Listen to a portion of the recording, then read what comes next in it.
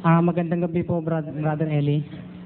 Yung itatanong ko lang po yung sinasabi ng Apocalypse 13, nang sinasabi po ron yung pamamahala po ng halimaw na 44 na araw. Ang katanungan ko po ay ganito, yun ba'y literal na pagkasabi o illiteral? Anong talata? Yung chapter 13 po ng ng 13 Apocalypse. verse. Hindi ko lang po tandaan. Yung 44 days na pamamahala ng Wala kasing ganun sa chapter 13 of the book of 13. Revelation. Kasi sa Apocalypse ko po nabasa yun. Hindi sa chapter 13. Kasi lamang po, yung 44 days na sinasabi ng Biblia. Basahin mo. At nakita ko ang isang hayop na umaahon sa dagat, na may 10 sungay at 7 ulo. At sa kanilang mga sungay ay may 10 diadema. At sa kanyang mga ulo ay may mga pangalan ng kapusungan. At ang hayop na aking nakita ay katulad ng isang leopardo.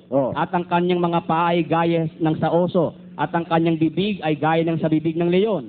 At ibinigay sa kanya ng dragon ang kanyang kapangyarihan at ang kanyang luklukan at dakilang kapamahalaan. At nakita ko ang isa sa kanyang mga ulo na waring sinugatan ng ikamamatay. At ang kanyang sugat na ikamamatay gumaling. At ang buong lupay ng gilalas sa hayop. At sila'y nangagsisamba sa dragon, sapagkat ibinigay niya ang kanyang kapamahalaan sa hayop. At nangagsisamba sa hayop na nagsasabi, sino ang kagaya ng hayop at sino makakabaka sa kanya? At binigyan siya ng isang bibig na nagsasalita ng malaking bagay at mga kapusungan. At binigyan siya ng kapamahalaan upang magpatuloy na 42 buwan. 42 buwan. Yung ba sinasabi mo? Sabi mo kasi, 44 days eh. Kaya nga tinitiyak ko na agad sa'yo, walang 44 days eh. 42 months meron. Ang kahulugan ng 42 months, 3.5 years. Kung hahati-hatiin mo yung 42 months, 3.5 years yon. Yung 3.5 years, 3 taon at kalahati, yun ang sinasabi sa Bibliang isang basa, 12, Apokalipsis.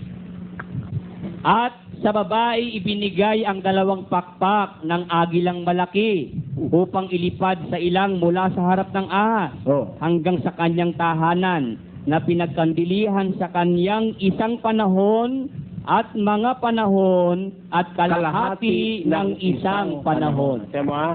Ang labas nga, 3.5. Meron kasing kaugnay na simboliko yan sa Apokalipsis. Yung babae, nung lumipad yung babae, dinala siya dun sa isang lugar na kung saan siya kinandili ng isang panahon at mga panahon at kalahati ng isang panahon. Na ang kahulugan sa Biblia ay taon. Kaya 3.5 years, 42 months, or 1,260 days. Nasa Daniel naman yon. O nandyan din yon. Basa. At tumakas ang babae sa ilang, na doon siya ipinaghanda ng Diyos ng isang dako, upang doon siya ampuning 1,260 araw. Kita mo? Yan ang mga symbolism sa Biblia. 1,260 days divided by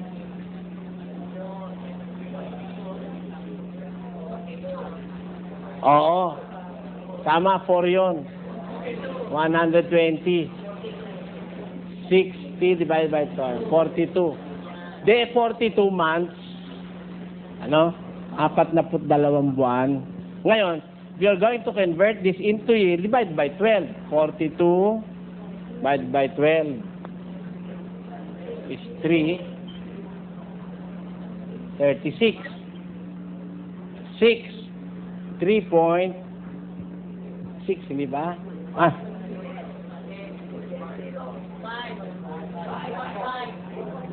3.5. Ayan. Na ibig sabihin, 3.5, 3 kalahating taon. Yun din yung sinasabi doon sa Apokalipsis din, isang panahon,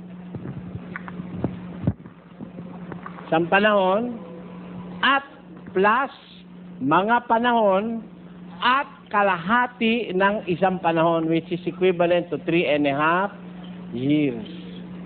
42 months, diba? And that 42 months is 1,260 days. Yun ang magkakaano dun sa Apokalipsis. Ngayon, ano ang tanong mo ron, kapatid? Kung yun po ba'y literal na mangyayari at mangyayari talaga? Anong literal na mangyayari? Kung yun ba'y Literal na araw? na araw po? No. Hindi. Yun lamang po. Pagka 42, pagka lalabas na 1,260 days, lalabas yung paghahari ng halimaw, 3 taon lang mahigit. Alam mo, sabi sa pasyon, gagamit akong pasyon, 3 taon itong hayop na tutulutan ng Diyos. Umaral ng likot buktot.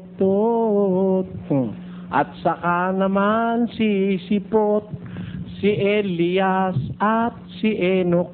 Nasa pasyon yan. 3 araw itong hayop natutulutan ng Diyos.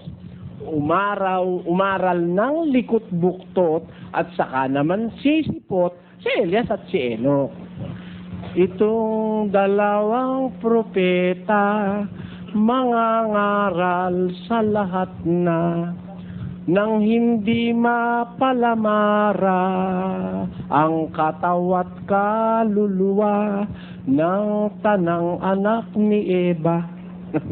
Alam nyo, napakasarap pag-aralan niya pag may kasamang pasyon saka mga ebidensya. Yung pangangaral ng hayop, 3 taon halos. 3 taon halos, nangangaral yung hayop. Kung ililiteral mo na yan 3 taon lang, hindi niya malalaganapan ng buong mundo. Sabi sa Biblia, nalaganapan niya ang buong mundo Ang katunayan, 13 yung sinabi mong talata, no, kapatid? 13:4. Punta tayo sa 16. At ang lahat, maliliit at malalaki, at mayayaman at mga dukha, at ang mga laya at ang mga alipin, ay pinabigyan ng isang tanda sa kanilang kanang kamay o sa noo, at nang huwag makabili. Kita mo, lahat, nabigyan niya ng nasakop ng kapangyarihan niya. Lahat, maliliit, malalaki, mayaman, mga dukha, mga laya, mga alipin. Practically all people. Lahat ng klaseng tao nasakop nitong halimaw na to. Ngayon, baka may nag-iisip ditong mali ito, Ang 1 taon ay binubuo ng 12 buwan. Di ba? Kung 42 months divided by 12 is 3, remainder 6 yon. Kaya 3 years and 6 months. Kaya naman natin ginawan 3.5 kasi ang 0.5 o kalahati ng 1 taon is 6 months. Dapat naintindihan nyo. Baka sabihin nyo mali. Nagkakaintindihan po siguro tayo.